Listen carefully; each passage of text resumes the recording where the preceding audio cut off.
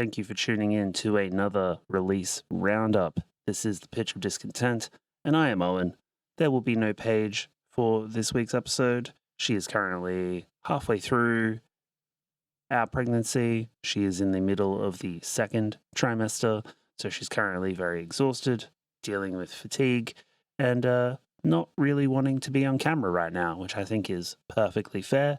So you've got me for this episode. We're going to hold it down. We're going to talk about new music. We're going to talk about stuff, and I'm going to get you through and show you some good music for the week. Does that sound exciting? Yes, yes, yes, yes. Let's go. So let's talk about what's been happening in the week since we've been away. I've got a couple of things to note. There was footage going around of Turnstile, who we featured on the last release roundup. They played a hometown park show in Baltimore. Absolute crazy scenes. It's just like a flood of people playing around them. They played something like a 20 or 21 song set with pretty much all of the material from the Glow On record, which was their big blow up record, as well as a bunch of new stuff off the new record, Never Enough, which, once again, we featured on the previous release roundup. If you haven't checked that out, go check that out. It's a lot of fun.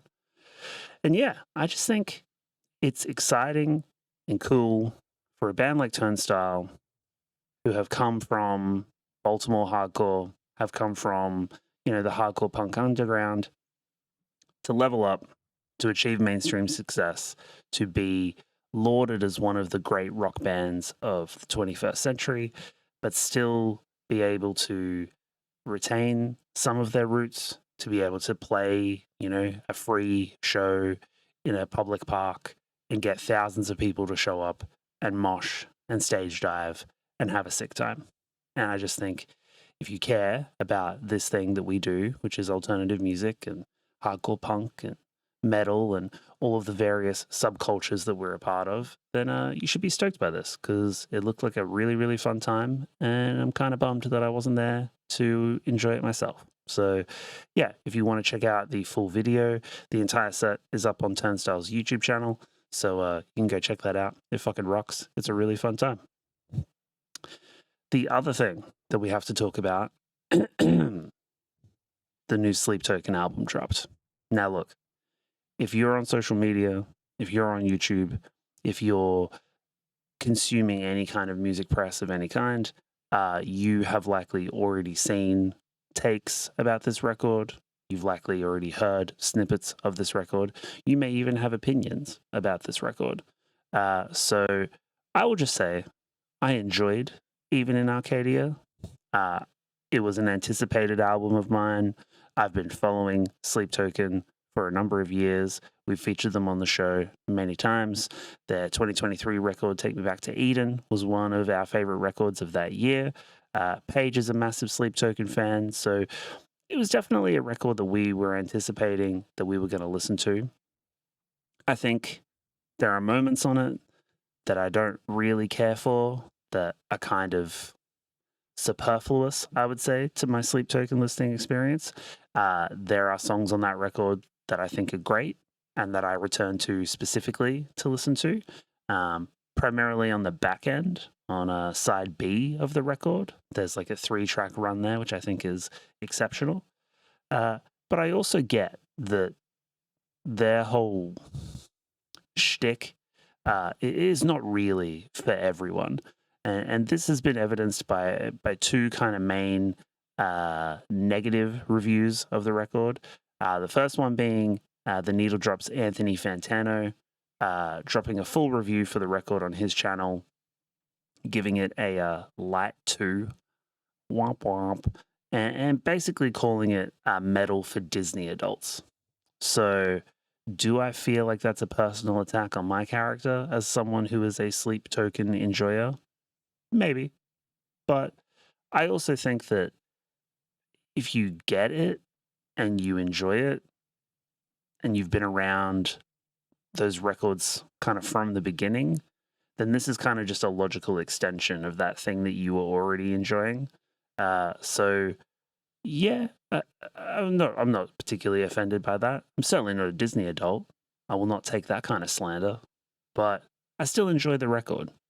The more scathing and perhaps the more damaging indictment on the record was a review in Pitchfork by a friend of the show, Eli Enos. Shout out to Eli.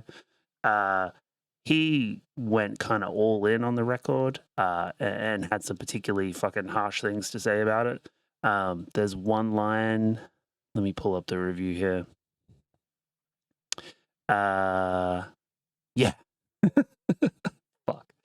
There's a line here where Eli says, the difference is that Sleep Token's approach is sleeker, softer, and more overtly commercial, an embodiment of the way the once progressive substyle has become, well, degentrified for mass consumption in the 2020s. Ouch. Degentrified? Fucking genius. You gotta love a good hater. And if you're gonna be a hater, you gotta be an exceptional hater. And this is top tier haterade.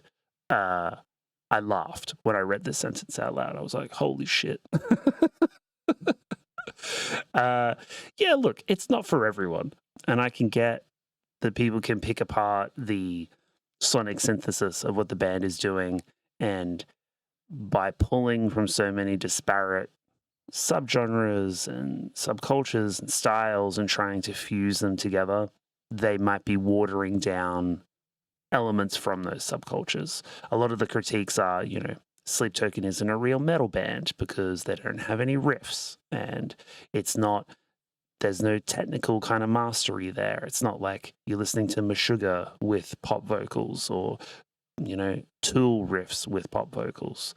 Then from the other angle, it's like, yeah, but the rapping is so swagless. Like, it doesn't have any sex appeal. It doesn't have any violence. It doesn't have any attitude. It's just kind of straight down the middle.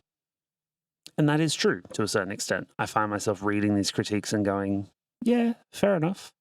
But at the end of the day, like, I can't deny that I listen to tracks from the record and I go, this fucking grooves. This has a certain element that I enjoy.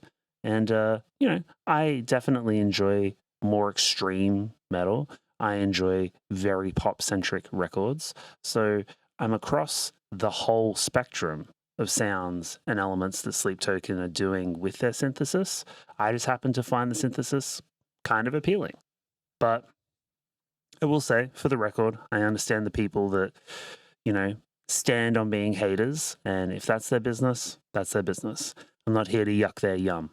But yeah, I think if you've enjoyed Sleep Token in the past, you will enjoy the new record. They haven't really done any dramatic switch ups there. So if you've enjoyed them in the past, you will enjoy them now. And the record seems to be doing incredibly well for them. I believe they're going to get a Billboard #1 in the US, which is fucking crazy.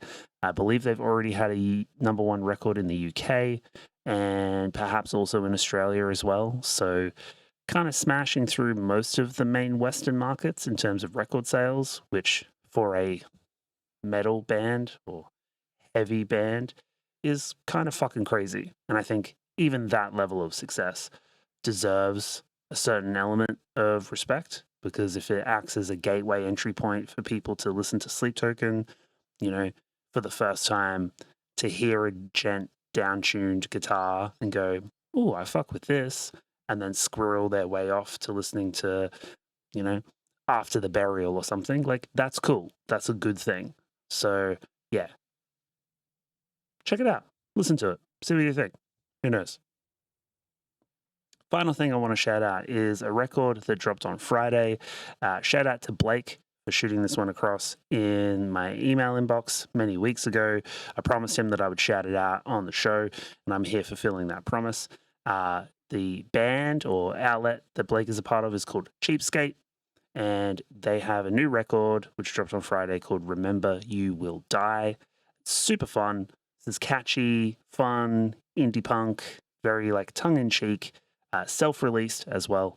I would say that if you're a fan, Dune Rats, of Fiddler, of DZ Death Rays, this is right up your alley. It's just people smashing chords together, having a fun time, lyrics about fucking getting drunk, doing ciggies, hanging out with your mates, not wanting to do dumb, boring adult shit, and just generally reveling in the little bits of joy that you can scrape out of this capitalist hellscape, remembering at all times that you will die.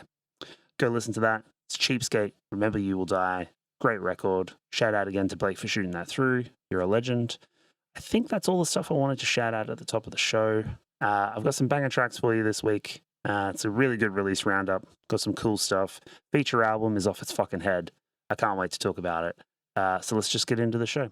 Hello, Owen popping in to say, please sign up for the TPD Patreon. This is what helps us keep the lights on and keep the show going. The link is at the bottom of your screen right now, patreon.com/tpdpod. All of our patrons get exclusive access to Side B of our Roundup episodes, so you get a few extra tracks, as well as our feature album discussion and the full show experience. Our patrons also get exclusive access to behind-the-scenes, off-the-cuff chit-chat from all of our guest episodes. But the patrons are the ones who make all of this happen. For as little as $5 a month, you can sign up to the TPD Patreon, and it really helps us out, really helps us keep the show going. So shout out to all of our patrons, shout out to our executive producer patrons, you're the real ones, and yeah, thank you so much for watching the show.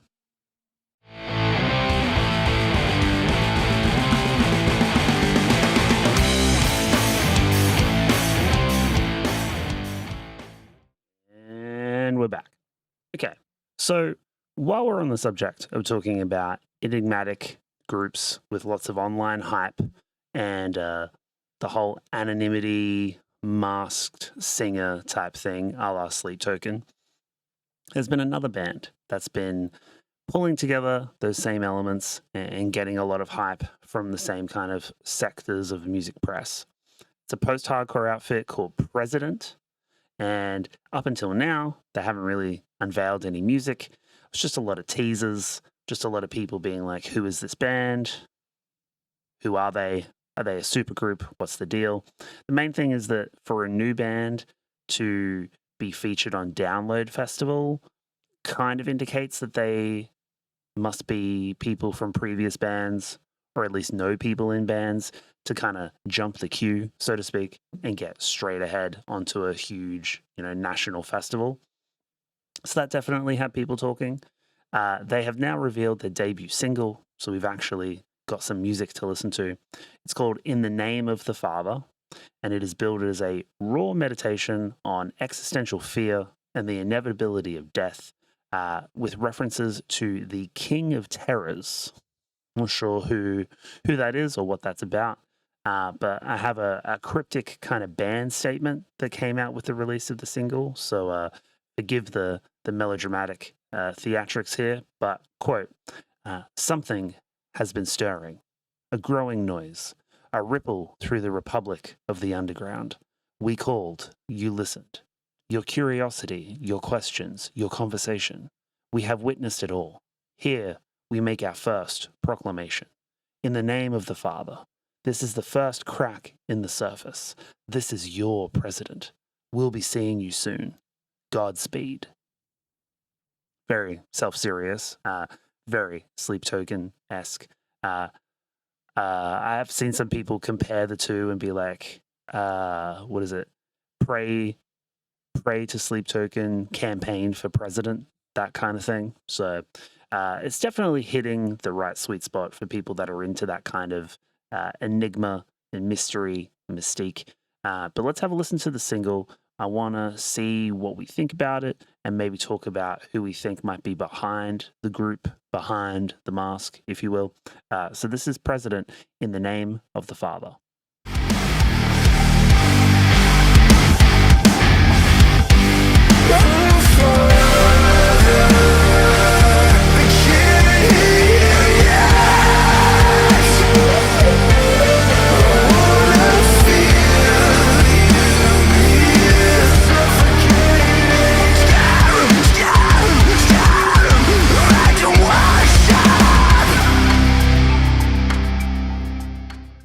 That is definitely an eclectic mix of sounds. I can hear already the chorus of detractors picking apart all the different elements of Sleep Token, kind of doing the same here, because you've got the smooth kind of R&B backing track, you've got the kind of crashing into the bludgeoning heavy sections. It's not quite gent, but it's still very much in that overly produced, mechanically kind of heavy sound. As for the vocals, it's not quite hitting the same level of like vibrato and stuff that Vessel would do with Sleep Token, but it's definitely on that same kind of like smooth, pop-centric vocal. You can hear the kind of effects and production on the voice. But I like the screams, I like the heaviness, I like the contrast between the two. And again, as someone who is, on record as a Sleep Token enjoyer, I kind of fuck with this too. So that's why I put it on the show.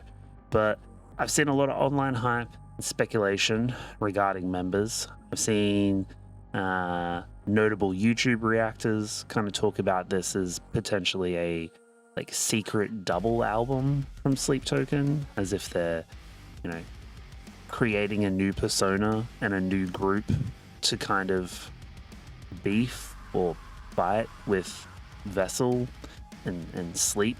I will say the lyrics of this song, like, make them worship and oh father and stuff, like, I can kind of see the connection. I can see how people are kind of like weaving those threads together.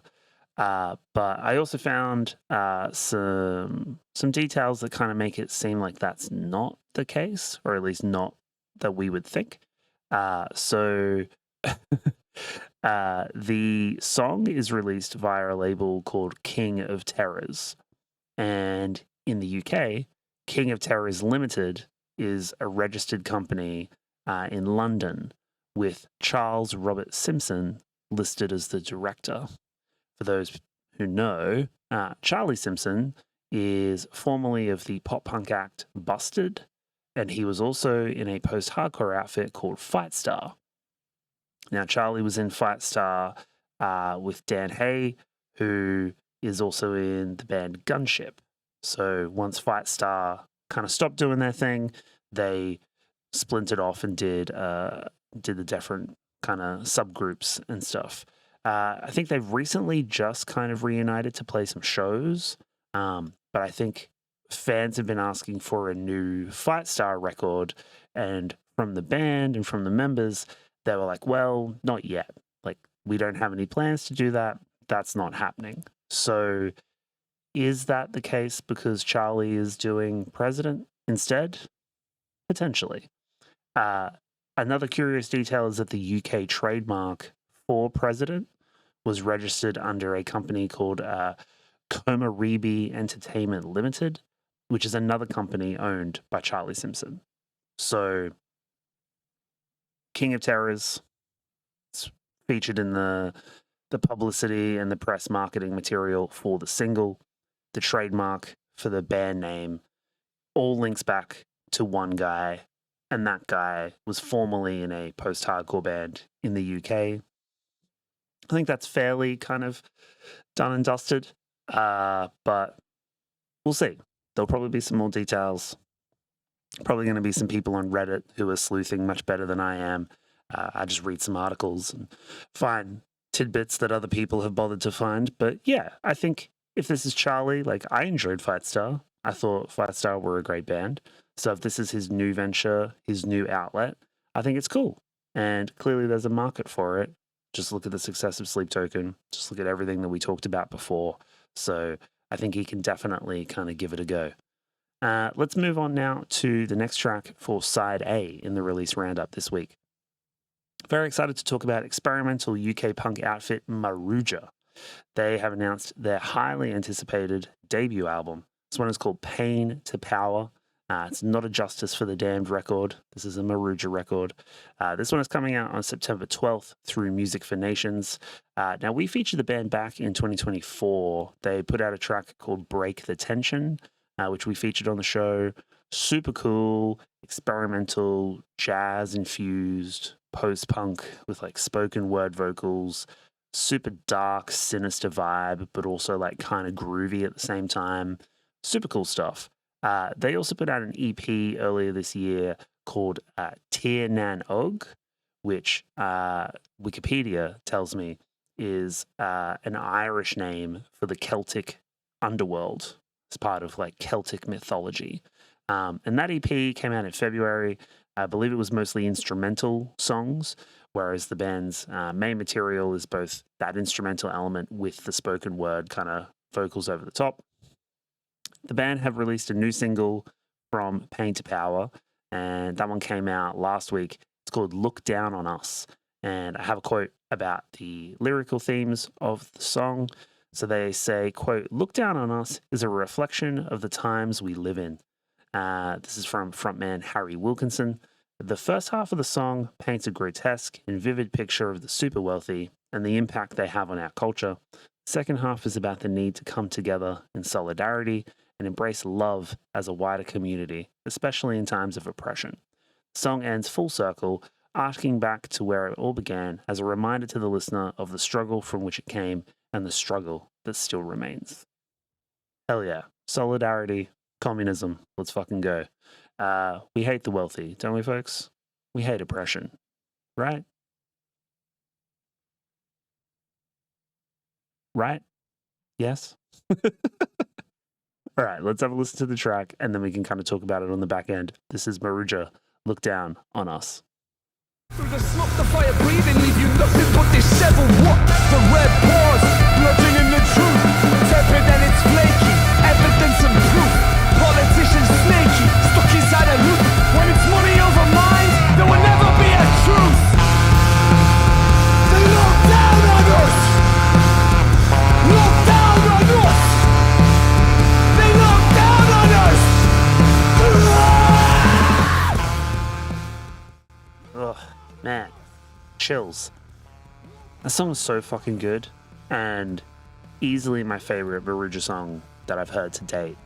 I think what they do is so well calibrated for this style of music, because most post-punk is kind of tinged with the melancholic and tinged with the darker kind of emotions, and yeah, you can be joyous and you can have a kind of upbeat sensibility, but it really does lend itself to darker moods and darker textures.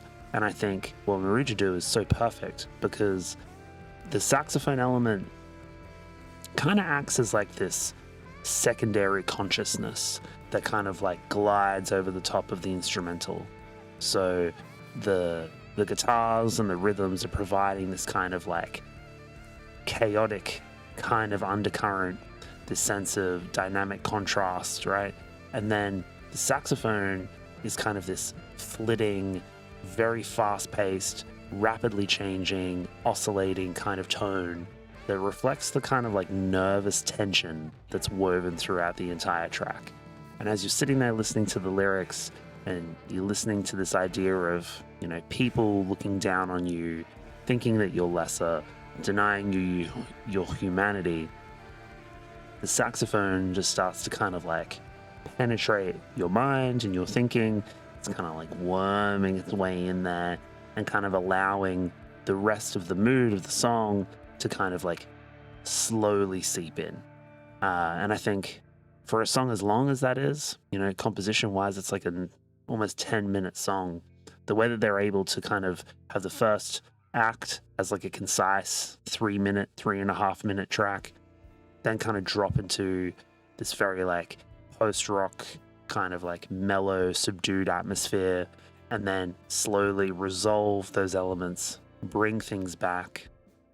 And like they say in the press material, kind of like return things to the beginning to kind of remind the listener that like we may go through these different times, we may go through these different struggles, but ultimately the root of it remains. So that struggle must remain. So we must keep returning to that initial kind of like fire and anger and discontent, for a lack of a better word, or maybe not a lack, it is a better word.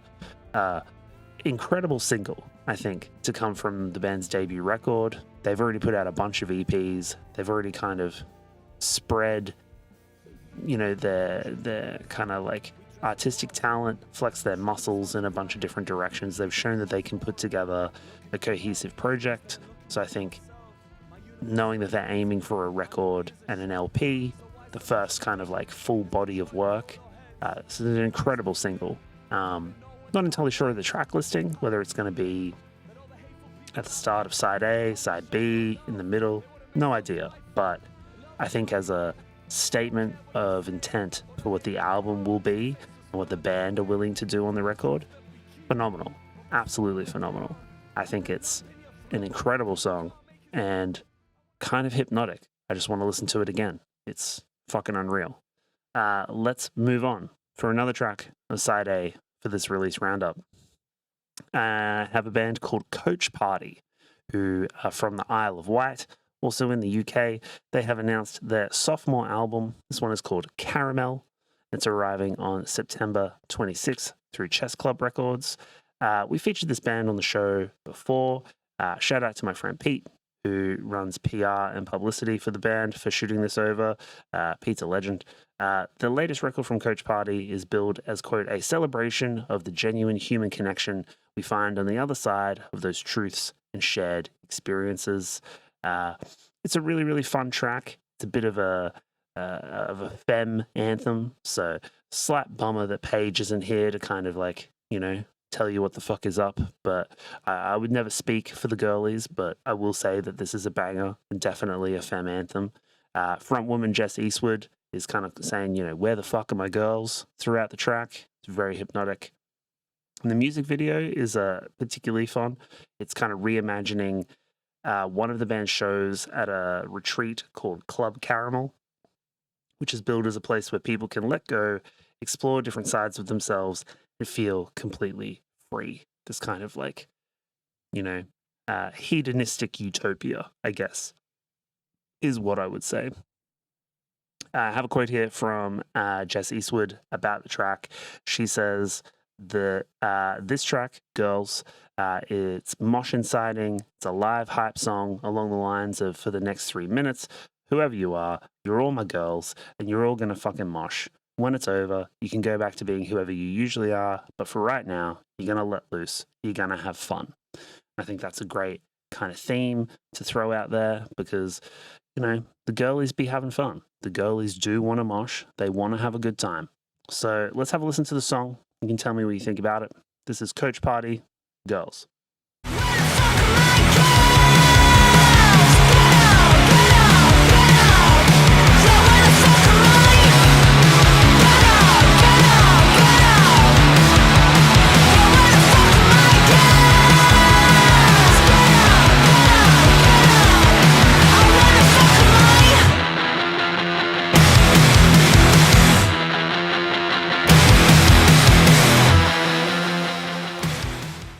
This is a fucking sick song, and I think an incredibly important sentiment from Coach Party that, you know, you're all girls, you know what I mean? And that I think this fights directly against any kind of notion of toxic masculinity, in that anyone can be a girly if they want to. Anyone can kind of have that spirit. Anyone can hang with the girls, but you have to be willing to let yourself go. You have to be willing to have fun. You have to be willing to kind of live in the moment. And I can definitely see this being a mosh inciting track like Jess was talking about, because it's fun, it's upbeat, it's super catchy.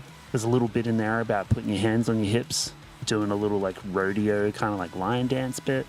Not sure if the girlies are going to do that in the mosh pit, but I hope so. Sounds fun. It's just got lots of energy. It really kind of has a sick groove. And I just think it's an incredibly strong track from a new record. Kind of like Caramel. Very sticky. Not so sweet. Kind of sweet, but very sticky, like Caramel. And a taster from the new record. So a banger single to come out of the gate. And yeah, stoked for Coach Party to be back, because I really enjoyed the last record. Really enjoying Girls. And yeah, I think all the girlies and anyone else should be stoked and interested and get up. Where the fuck are my girls? You know what I mean? Let's move on to the next song for this release roundup.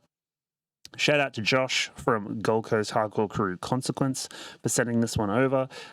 This is a title track from the band's debut EP called XL Mindset. This one is dropping later on in the year. They also have another single coming out in a couple of weeks. But this is a 5-track EP that the band recorded with friend of the show, Brendan Auld at Black Blood Audio. Shout out to Brendan. He's a legend. It was then mixed by Andy Nelson, mastered by Brad Boatwright. Not a lot of notes to put about this one. It's just no frills, metallic hardcore, lots of energy, hard as fuck riffs, big, aggressive vocals. This is one for the moshers. This is one for the people who want to get up, do a mic grab, do a stage dive. I can definitely see this going the fuck off at Vinny's. If you know, you know. But yeah, shout out to Josh for shooting this one through. It's great.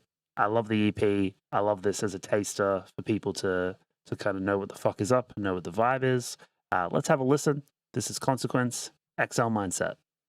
For my own satisfaction, gonna keep my mind right. For my own satisfaction.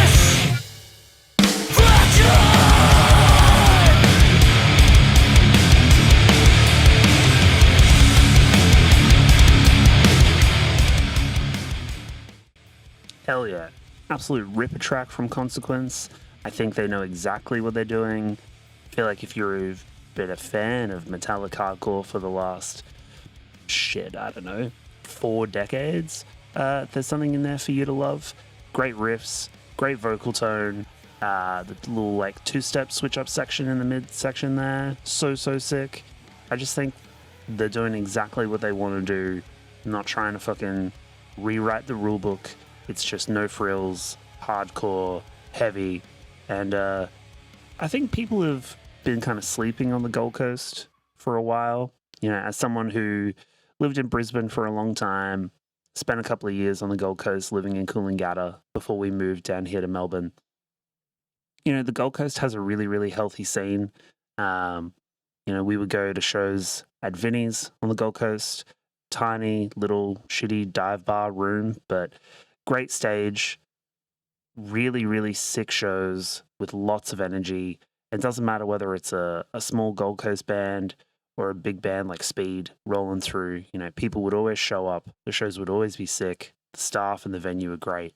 And I just think there are a lot of bands coming up now in that scene that can kind of see the community, can kind of see the energy that's building there and want to kind of, you know, contribute to it and do their own thing. And I think that's dope. And I think Consequence are one of those bands, and I can definitely see them on a bill with, you know, a band like Entrapment. Shout out to the boys in Entrapment, but really kind of holding it down for the Gold Coast scene and really kind of making sure that when bands come through, that there's people there that are going to mosh hard, they're going to show some love.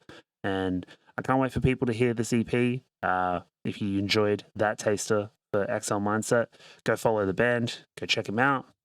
Pre-order the EP, kind of suss all those details out. But yeah, XL Mindset.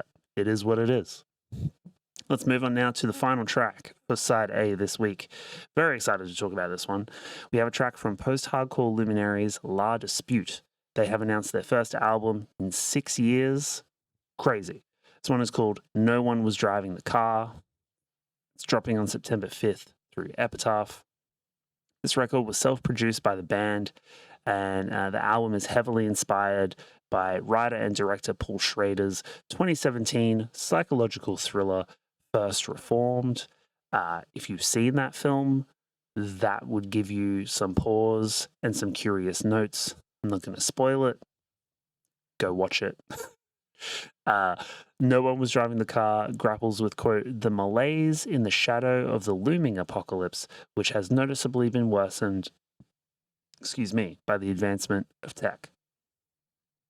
It's a very cryptic kind of lead, but one that I definitely resonate with, and I think that various advances in technology have kind of exacerbated the worst aspects of late-stage capitalism and kind of emboldened some of the more shittier aspects of humanity and our collective impulses.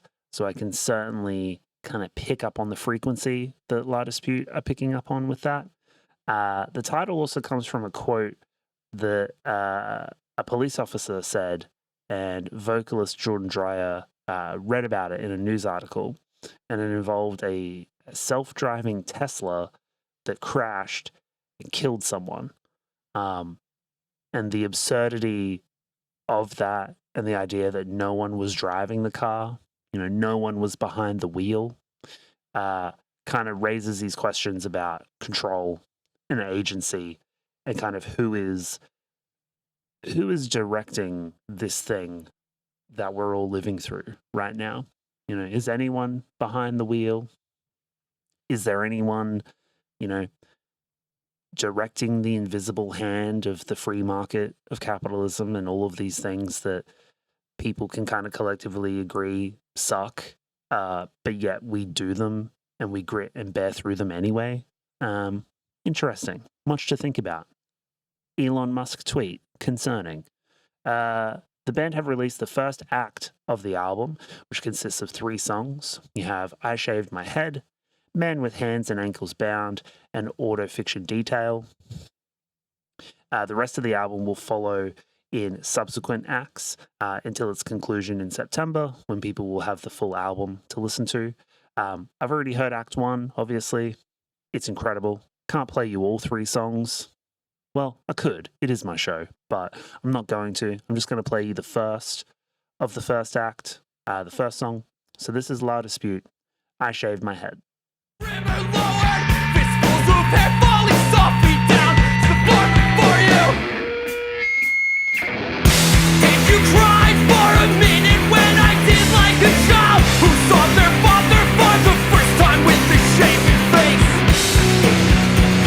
a subtle change, a sudden stranger, make then betrayed, the shame turned unfamiliar. First I thought you were scared that I could never grow it back again. It's so good to have a band like La Dispute be back doing what they do best. They have such an idiosyncratic sound, that's steeped in the post-hardcore tradition, but still so uniquely theirs. And, I think back to all of the records in their catalog, and the one that sticks out the most is Wildlife from 2011. One of my favorite records of that decade, probably one of my favorite records of all time.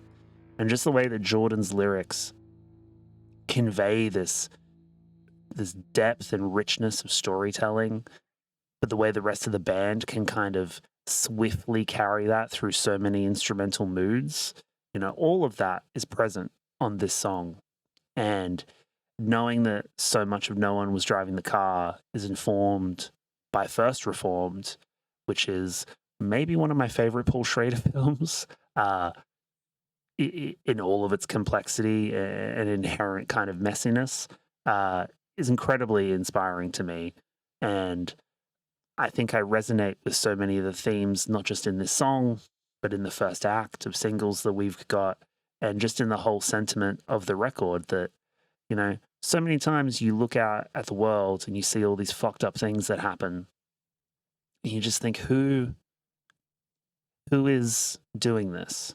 Who is this malevolent actor, this person with kind of the agency and kind of inherent evilness to do these things? And I think the truly terrifying and scary answer is that, what if there's no one behind it? What if there's no one villain, no one person that we can point to and blame and definitively lynch for all of their fucking fucked up, evil deeds? What if it's all of us? What if this collective consensus reality that we all buy into is just a manifestation of all of our evil and all of our fucked upness and all of our qualities, all of the messiness of humanity that we have to try and dampen and we have to try and overcome and do better? I get all of that in this song. I get all of this, change and desperation that comes through in the band's music. These churning guitars, the little twinkly notes, the sigh of resignation in Jordan's vocals, the the richness of the storytelling, unreal. So incredibly stoked to have them back. I can't wait to hear this record. I think it's going to be a fucking banger. Incredibly excited. And on that glum note, that brings us to the end of side A for this release roundup. I'm going to keep things going. Over on the TPD Patreon, I will be jumping into side B. I have 3 more tracks to showcase for you.